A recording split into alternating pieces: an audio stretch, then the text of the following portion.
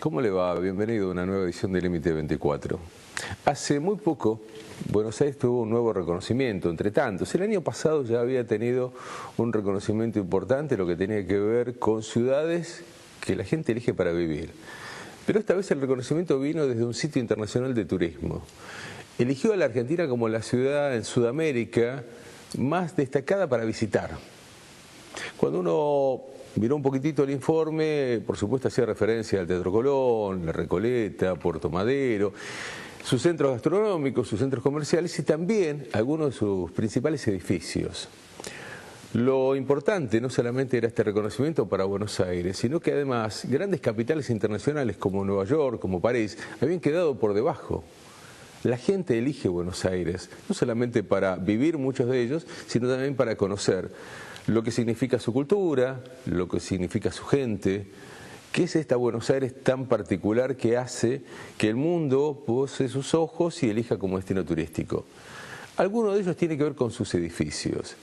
Y da la casualidad que el mes pasado un edificio emblemático de la ciudad de Buenos Aires cumplió 80 años de vida, con una gran cantidad de historias atrás que vamos a tratar de ir recorriéndolas a través de este tiempo aquí en Límite 24. Vamos a hablar del edificio Cábana, pero también vamos a hablar de otro edificio emblemático de la ciudad de Buenos Aires que todos conocemos, que diría más de afuera que de adentro, con una gran historia, pero además como el gran escenario de las historias. La propuesta para que comencemos de esta manera esta nueva temporada de Límite 24.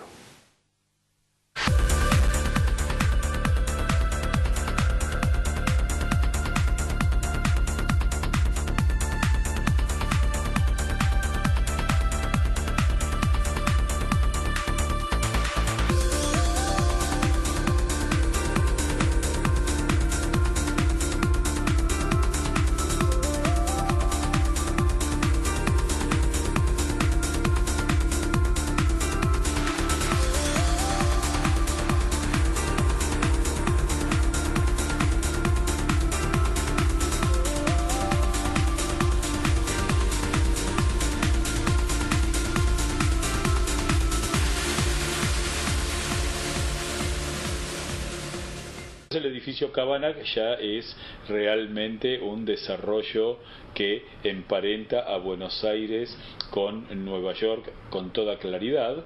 Tengamos en cuenta que es contemporáneo del edificio Chrysler, es contemporáneo del edificio Empire State Building y en ese ganar altura se convierte en el edificio de hormigón armado de mayor altura del mundo y fue pensado con la idea de la alta burguesía terrateniente argentina de mantener palacios pero más económicos. Por eso conservan sus servicios centrales, algo que es muy común hablarlo en la Argentina y que ha tenido hasta una consecuencia práctica cotidiana, que es la presencia del encargado de edificio, del portero, que proviene de esa idea de tener un personal de servicio común a todo el edificio. Esto es una característica de la ciudad de Buenos Aires y de la Argentina que no se ve en otros lugares del mundo.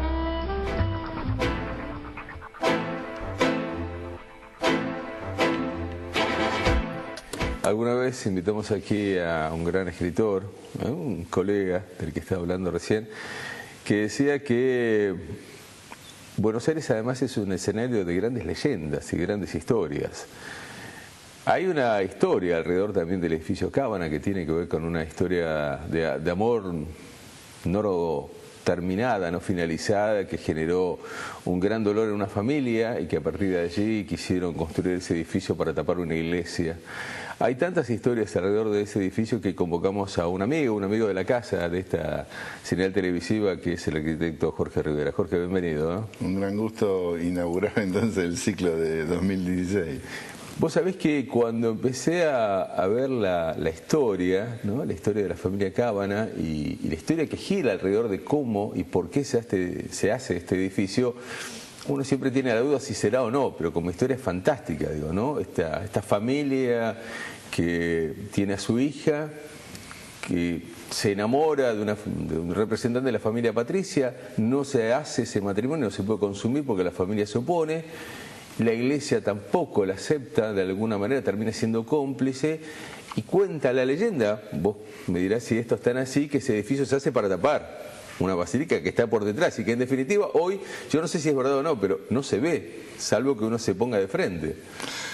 Mira, nosotros, o sea, vamos a decir, los que tenemos que ver con la arquitectura, con el arte, estudiamos el edificio con las virtudes que significa lo que es la arquitectura de esa época y sobre todo los inicios del movimiento moderno en el mundo, y donde Argentina en este momento o en ese momento estaba compitiendo por estar dentro de los 5, 6, 7 mejores del mundo. O sea, nosotros lo vemos desde ese punto de vista. Ahora, si vamos a ver los mitos y leyendas que se van tejiendo, digamos, en las intrigas familiares, porque es cierto, las familias patricias tenían todas una serie de intrigas históricas y eran familias numerosas con distintos temas de interés, y justo la familia de Castellanos y Arón Anchorena tuvieron ese pequeño inconveniente, que no la aceptaron porque decían que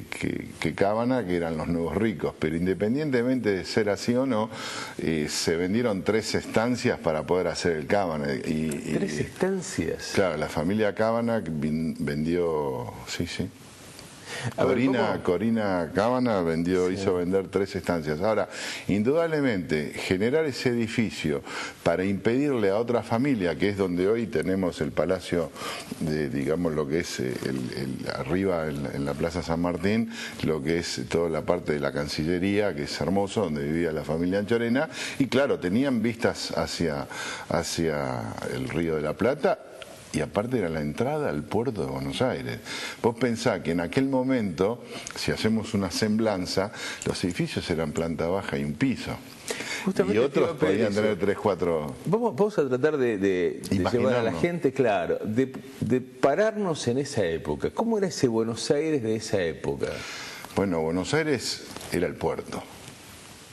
Y Anchorena había sido lo que era porque manejó la aduana. Estas historias no son nuevas en Argentina. Entonces, indudablemente, justo Arón Anchorena es el que le dona su estancia en Uruguay a la casa presidencial en Uruguay. O sea, nosotros cuando fuimos a inaugurar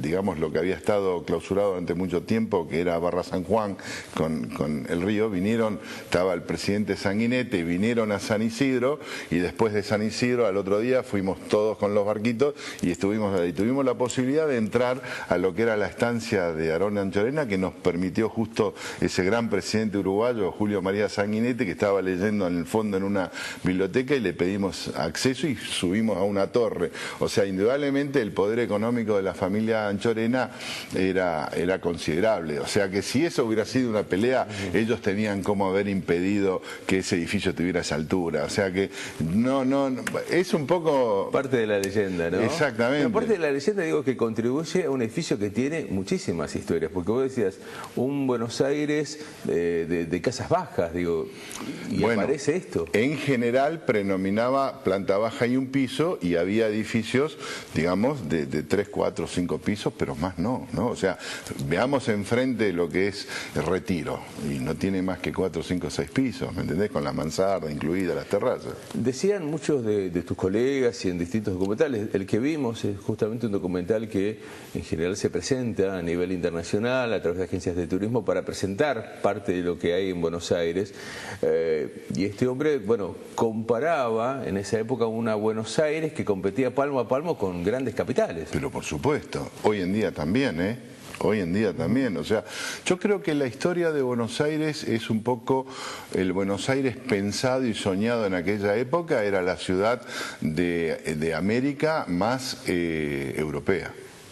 O sea, nosotros tenemos toda una influencia, digamos, en estos edificios símbolos o hitos de la arquitectura, de un estilo francés y florentino, italianizante, pero indudablemente es Europa. Vos caminás, o sea, caminemos por lo que es la Avenida de Mayo, las grandes plazas, cuando se decide Sarmiento con el tema de la ampliación de Palermo, o sea, los bosques, o sea, indudablemente tenemos, digamos, o sea, vos vas caminando por Madrid y también a veces encontrás. Exactamente, en el Triángulo de la Cultura, sobre todo allá en el Paseo de la Castellana, en un montón de lugares que hacen que Ahora, se hayan repetido. Digo, no te voy a preguntar el porqué, pues sería absurdo, pero en una época donde construir era muy difícil y donde uno por ahí veía ciudades de Estados Unidos o algunas ciudades de Europa con imponentes rascacielos, ¿cómo es que la Argentina se anima a hacer un edificio de esas características? Digo, para la época era inusual. Era inusual porque fue el primer edificio del movimiento moderno en Argentina construido en hormigón armado y en un tiempo récord de 14 meses. Hasta ese momento esos 4, 5, 6 pisos se hacían con estructura de hierro.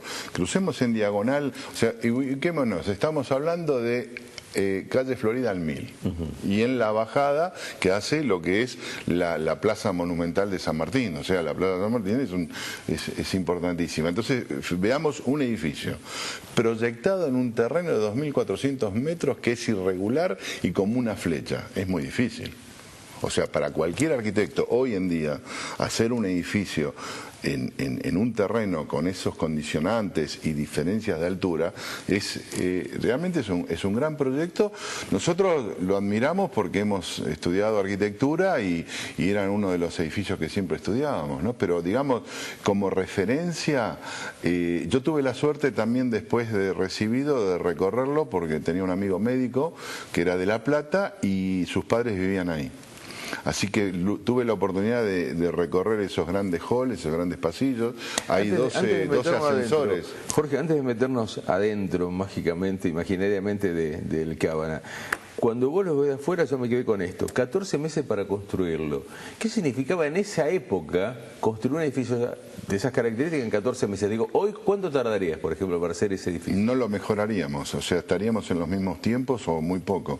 Te explico. Hoy en día hay otras complejidades legales y de seguridad que en ese momento dependían de la empresa constructora. Pero cuando vos estás llegando a Buenos Aires, veías el edificio. Veías el puerto, los barcos digamos, los Eugenio C. y todos esos barcos que venían de Italia, de Europa, era lo que amarraban en ese puerto, ahí nomás. O sea que estaba construido casi en la barranca del río, al pie de la barranca del río. Entonces vos veías esos 30 pisos monumentales en un edificio escalonado, con jardines.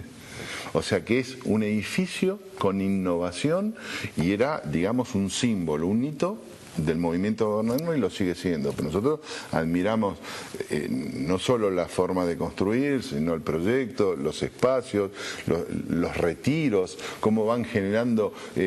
¿Por qué a ver, más allá de la historia de la leyenda, digo, se podría haber pensado por ahí en las cercanías, pero se construye así con todas estas dificultades? Digo, esto de la barranca me quedó dando vuelta, ¿no? ¿Sí? ¿Por qué no se pensó decir, bueno, digo, hubiese sido más fácil hacerlo, no sé, una cuadra para adentro, ponele? Bueno, uno dispone del terreno que tiene el propietario. Vos pensás que enfrente está la basílica y es toda una hectárea y pico, la basílica monumental, que tendría 2, 3 pisos de altura. Entonces vos estás enfrente en un terreno muy estrecho, 2.400 metros, pero era desproporcionado porque es muy alargado y poco ancho hasta que termina en como si fuera la quilla de un barco. Yo creo que también los inspira mirar hacia el río, porque en el fondo, si vos lo ves, es como la quilla de un barco que se va articulando y reduciendo en lo que va hacia la altura, aparte simétrico, tiene jardines, o sea, indudablemente es una belleza. ¿Cómo estábamos en ese momento? Digo, cuando ya empieza esta construcción que vos también mencionabas en 14 meses, con elementos nuevos para lo que era el trabajo de entonces, digo, con el resto de las capitales, ¿cuántos edificios de gran altura recordás que por ahí eran emblemáticos para esa época? En América ninguno. Digamos acá lo que es Latinoamérica, ninguno. Estaban las grandes capitales como Nueva York en ese momento, estaba, digamos, en Europa, Alemania, estaba la Bauhaus con el desarrollo de todo lo que era el estudio técnico de la arquitectura y el funcionamiento como una maquinita de habitar, y después estaba el padre de la arquitectura, Le Corbusier, haciendo proyectos, digamos, a escala humana y reduciendo un poco lo que es a través del modulor, la proporcionalidad hacia el ser humano y espacios y villas, digamos, el origen de lo que eran las villas, digamos, Villa Jardín, Casa Jardín y edificios a escala del hombre, no ya monumentales como si fueran grandes edificios religiosos, ¿no? Nos metemos un poquito porque me quiero tomar del comentario que hacía en la apertura del programa el colega cuando mencionaba esto que no tiene portero eléctrico, que hay una persona que es la que da el acceso o no. Digo, esto tuvo que ver con la época, pero ¿por qué no se cambió? Estos estilos tan fuertes es muy difícil, digamos, cuando hay un consorcio, realmente andar modificando o intentar modificar. En ese momento el Barolo era un símbolo y cuando se construye esto ya lo pasó a segundo plano el edificio de Barolo, que era también un gran edificio, sigue siendo un gran edificio. Pero el tema, primero que no existían los porteros eléctricos y ellos generaron ahí un espacio y generaron, digamos, un circuito y aparte se comunican internamente, además del teléfono, del verdadero teléfono, como eran las demás casas. O sea, ellos funcionaron ahí con esos espacios, tenían alrededor de 10, 12 personas trabajando y 7 técnicos, porque usaron calderas como si fuera un barco.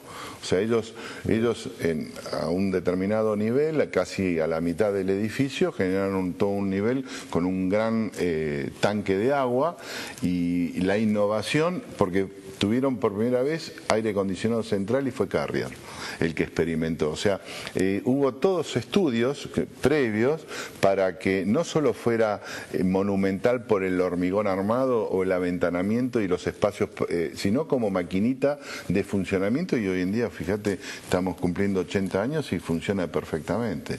La última para irnos a la pausa.